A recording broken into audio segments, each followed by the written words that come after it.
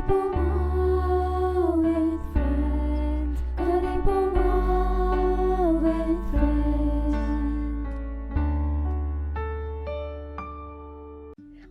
வணக்கம். நான் உங்கள் பாரதி. வெல்கம் டு கதைப்போமா வித் ஃப்ரெண்ட்ஸ் சீசன் 2.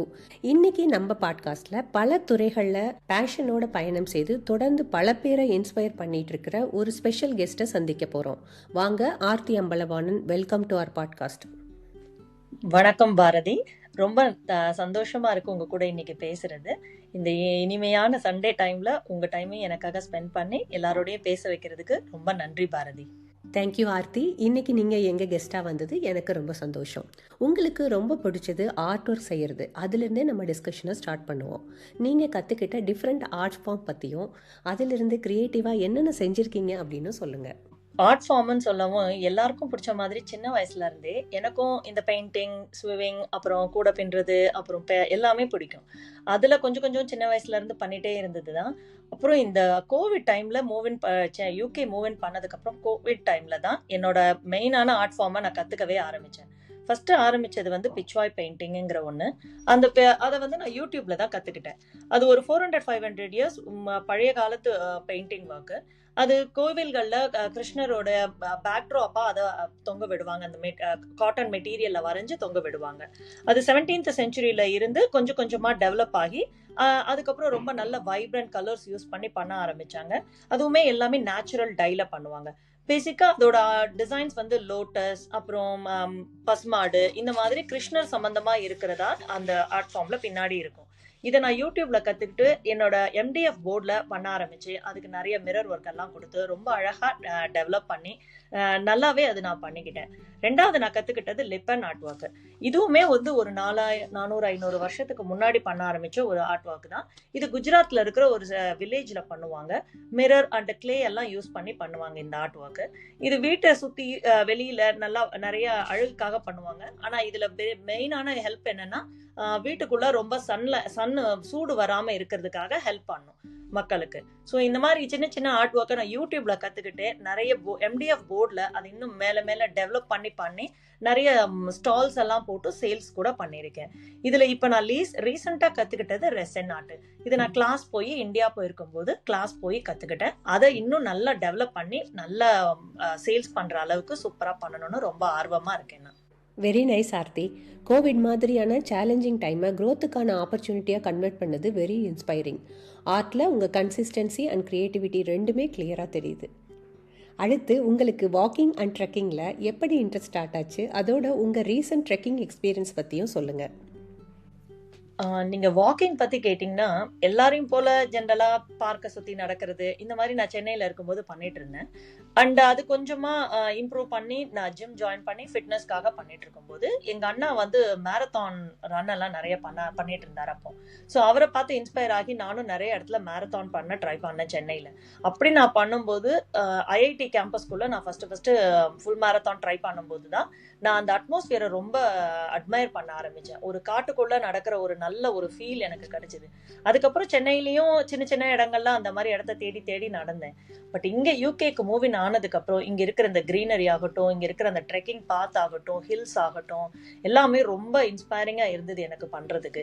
ஸோ நான் மெல்ல மெல்ல நானா தனியாவே பண்ணிட்டு இருந்தேன். அப்புறம் என்னோட போட்டோஸ் எல்லாம் இன்ஸ்டாகிராம்ல பார்த்துட்டு நிறைய ஃப்ரெண்ட்ஸ், நீங்க போறீங்களே ரொம்ப அழகா இருக்கு இந்த இடம், நாங்களும் வரோம், நம்ம எல்லாம் சேர்ந்து போலாம் அப்படின்னு கேட்கும் போதுதான் நான் இந்த நடக்கலாம் வாங்கன்னு ஒரு டீமே நாங்க ஃபார்ம் பண்ணோம். அதன் மூலமா எவ்ரி மந்த் 3rd வீக் ஒவ்வொரு மலை பிரதேசத்துக்கோ இல்ல ஒரு புது ரூட்டுக்கோ நாங்க நடக்க போறோம். ஒரு பெரிய பார்க்கோ ஏதாவது ஒரு ட்ரெக்கிங் ரூட்ல. அது எங்க எல்லாருக்குமே ரொம்ப ரெஃப்ரெஷிங்கா, ரொம்ப ஜாலியா, ஒரு சின்ன பிக்னிக் மாதிரி. But at the same time எங்களோட 12 கிலோமீட்டர்ஸ் to 16 கிலோமீட்டர்ஸ் வரைக்கும் நாங்க கவர் பண்ணுவோம். அண்ட் லாஸ்ட் இயர் சம்மர் டைம்ல 23 கிலோமீட்டர்ஸ் கவர் பண்ணோம் நாங்க. So that was the thing I do in my walking. ஃபிட்னஸை ஒரு பர்சனல் ஹேபிட்டாக மட்டும் வச்சுக்காம மக்களை இணைக்கிற முயற்சியாக கன்வெர்ட் பண்ணி பல பேரை இன்ஸ்பயர் பண்ணிட்டு இருக்கீங்க. நடக்கலாம் வாங்க மாதிரியான இனிஷியேட்டிவ் ஃபியூச்சரில் இன்னும் பெரிய லெவலில் ரீச் ஆக வாழ்த்துக்கள்.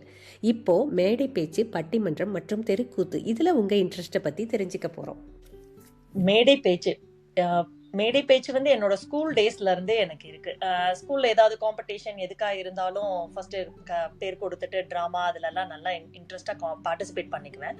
என்னோட 12th ஸ்டாண்டர்ட்ல ஐ திங்க் ஐ ரிமெம்பர், அந்த டைம்ல நான் ஒரு சங்கத்துல மேடை பேச்சு பண்ணேன். லைக் பிக் க்ரௌட் ஆஃப் அடல்ட்ஸ்க்கு முன்னாடி. அதான் என்னோட ஃபர்ஸ்ட் மேடை பேச்சுன்னு சொல்லலாம். அண்ட் அதுல இருந்து ஆரம்பிச்சு கொஞ்சம் கொஞ்சமா எனக்கு இன்ட்ரெஸ்ட், நான் எங்க சான்ஸ் கிடைக்குதோ அங்கெல்லாம் பண்ணிக்கிட்டு இருந்தேன். அதுக்கப்புறம் இந்த கோவிட் டைமுக்கு முன்னாடி நான் பிரிஸ்டல்ல இருக்கும்போது அங்கேயும் அவங்களோட தமிழ் அசோசியேஷன்லயும் நான் ஒரு ஸ்பீச் ஒன்று பண்ணியிருந்தோம். அது முடிச்சுட்டு அதுக்கப்புறம் இந்த தெருக்கூத்துன்னு நீங்க சொல்லும் போது எனக்கு டான்ஸ் ட்ரீமர்ஸ் உங்க எல்லாருக்கும் தெரிஞ்சிருக்கும். டிடி நம்ம சட்டன்ல இருக்காங்க. அவங்க மூலமா எனக்கு கிடைச்ச ஒரு ஆப்பர்ச்சுனிட்டி தான் இந்த தெருக்கூத்து ஆர்ட் ஃபார்மை ரியலுக்கு கொண்டு வந்து பண்ணி முடிக்கிறதுக்கு. அவங்க லாஸ்ட் இயர் வந்து பொங்கல் ஃபெஸ்டிவல்காக நம்ம பார்லிமெண்ட்ல ஒரு சூப்பரா ஒரு ப்ரோக்ராம் பண்ணாங்க. ஒயிலாட்டம், மயிலாட்டம், கும்மி எல்லாமே சேர்ந்து பண்ணும்போது அதை கோஆர்டினேட் பண்ணி பண்றதுக்கான ஒரு ரோலா என்னோட தெருக்கூத்து அவங்க வச்சிருந்தாங்க. ஸோ அவங்க மூலமா தான் எனக்கு அந்த ஆர்ட் ஃபார்மை ரியல் லைஃப்ல என்ஜாய் பண்றதுக்கு ஒரு சான்ஸ் கிடைச்சது. So I am very thankful to them. பார்லிமெண்ட்ல நம்ம தெருக்கூத்தை காட்சிப்படுத்தியது மிகவும் சிறப்பு. அதோட பிரிஸ்டல் தமிழ் அசோசியேஷன்ல நடந்த ஒரு பட்டிமன்றத்துல நீங்க பேசிய காணொலியை பார்த்தேன். உங்க பேச்சில் இருந்த தெளிவும் அதை கேஷுவலா டெலிவர் செய்த விதமும் எனக்கு ரொம்ப பிடிச்சது. நெக்ஸ்ட், நீங்க ரீசெண்டா தொடங்கி செஞ்சுட்டு வர சாரி பிசினஸ் பத்தியும் உங்க சாரி கலெக்ஷன் பத்தியும் சொல்லுங்க. சாரி அப்படின்னாலே எல்லா லேடிஸ்க்குமே கண்டிப்பா பிடிக்கும். அதை போல எனக்குமே ரொம்ப ரொம்ப பிடிக்கும். அதை தேடி தேடி வாங்குறதாகட்டும், வித்தியாசமா வாங்குறதாகட்டும். அதனால எல்லாருமே என்கிட்ட கேட்பாங்க. இங்க இன்னும் இல்ல, அங்க இருக்கிற ஃப்ரெண்ட்ஸ் இந்தியால இருக்கும் போதுமே என்னோட கலெக்ஷன்ஸ் அவங்க எல்லாருமே ரொம்ப யூனிக்கா இருக்குன்னு சொல்லிட்டே இருப்பாங்க. நான் இந்தியாவுக்கு வந்து once in year R twice in year அம்மா அப்பா பாக்குறதுக்கு அடிக்கடி போவேன். ஸோ அப்படி போயிட்டு வரும்போது நம்ம ஏன் இதை ஒரு சின்னதா யூஸ்ஃபுல்லான ஒரு பிஸ்னஸ் மாதிரி பண்ணக்கூடாது அப்படின்னு ஆரம்பிச்சது தான். இது ரொம்ப லாங் ரன்ல நான் பிளான் பண்ணி பண்ணல. ஆல் ஆஃப் சடன் எனக்கு தோணின ஒரு ஐடியா தான் இது. என்னோட சாரி கலெக்ஷன்ஸ் எல்லாமே ரொம்ப யூனிக்காகவும் டிஃப்ரெண்டாகவும் கேஷுவலான இது துணி மெட்டீரியல்லையும் கிடைக்கும் உங்களுக்கு. என்கிட்ட நீங்க பாத்தீங்கன்னா எதுவுமே பல்க் ஆர்டர்ஸ்ல கிடைக்கிற மாதிரி பண்டில்ஸ்ல இருக்காது. ஒரே கலர் ஒரே டிசைன்ல நிறைய கலர்ஸ் அப்படி இருக்காது. Every thing is a hand big and a unique design. So நமக்கு புடவை வாங்கும் போது எப்படி நான் அயனா இருக்கணும், ஃபாரின்ல இருக்கோம், நம்மளுக்கு அயன் பண்ண முடியாது அண்ட் அது ரொம்ப ட்ரை கிளீன் பண்ண முடியாது. ஸோ இந்த மாதிரி எல்லாம் நம்ம எப்படி பார்த்து பார்த்து நமக்காக வாங்குவோமோ அதே போலதான் என்னோட கலெக்ஷன்ஸ்ல இருக்க எல்லா சாரீஸுமே இருக்கும். ஸோ நீங்க உங்களோட சாரியை நீங்க கட்டிட்டு போனீங்கன்னா you won't nobody can repeat it. ஏன்னா இன்னொரு சாரி எங்கிட்டயே இருக்காது, வேற எங்கேயாவது அவங்க தேடி பிடிச்சி வாங்கினா உண்டு. ஸோ அந்த மாதிரி என்னோட கலெக்ஷன்ஸ் எல்லாருக்கும் பிடிச்சிருந்ததால நான் கொஞ்சம் கொஞ்சமா இந்த பிசினஸை ஸ்டார்ட் பண்ணியிருக்கேன். ஹோப்ஃபுல்லி இங்க நம்மளை சுத்தி சட்டன்ல இருக்கிற மக்களுக்கு என்னோட கலெக்ஷன்ஸ் பார்த்தவங்களுக்கு அது எவ்வளவு நல்லா இருக்குன்னு தெரியும். கண்டிப்பா இன் ஃபியூச்சர் இன்னும் நல்லாவே இதை டெவலப் ஆகி பெரிய லெவல்ல பண்ணுவேன்னு ஒரு நம்பிக்கை இருக்கு. கண்டிப்பா ஆர்த்தி, எந்த ஒரு பிஸ்னஸும் லாங் ரன்ல சக்ஸஸ் ஆக பேஷன் அண்ட் இன்ட்ரெஸ்ட் ரொம்ப முக்கியம். அது உங்ககிட்ட நிறைய இருக்கிறத பார்க்குறேன். அதோட நீங்கள் பொங்கல் டைமில் சாரீ பர்ச்சேஸ் பண்ண எல்லாருக்கும் கொடுத்த ஜும்கா ஸ்பெஷல் கிஃப்ட் ஒரு நல்ல ஐடியா. நீங்கள் சொன்ன மாதிரி உங்கள் சாரீ சாய்ஸஸ் இங்கே பல பேருக்கு பிடிச்சிருக்கு. Good luck Aarthi. இன்னைக்கு உங்கள் ஜேர்னியை ஓப்பனாக எங்களோட ஷேர் பண்ணதுக்கு மிக்க நன்றி. Thank you so much. Thank you Bharathi. இந்த ஆப்பர்ச்சுனிட்டி கொடுத்ததுக்கு ரொம்ப நன்றி. எல்லாரும் என்னோட கலெக்ஷன்ஸ் ஆஃப் சாரீஸை பிடிச்சிருக்குன்னு நீங்க மென்ஷன் பண்ணியிருக்கீங்க. I feel that is really very happy for me. Thank you Bharathi. Thank you. உங்களுக்காக ஆர்த்தியோட இன்ஸ்டாகிராம் லிங்கை டிஸ்கிரிப்ஷனில் கொடுத்துருக்கேன், அதையும் பாருங்கள். இப்போ நம்ம பாட்காஸ்டின் நிறைவுக்கு வந்துட்டோம். அடுத்த வாரம் மற்றும் ஒரு சிறப்பு விருந்தினரோட பேச போகிறோம். மீண்டும் சந்திப்போம். நன்றி.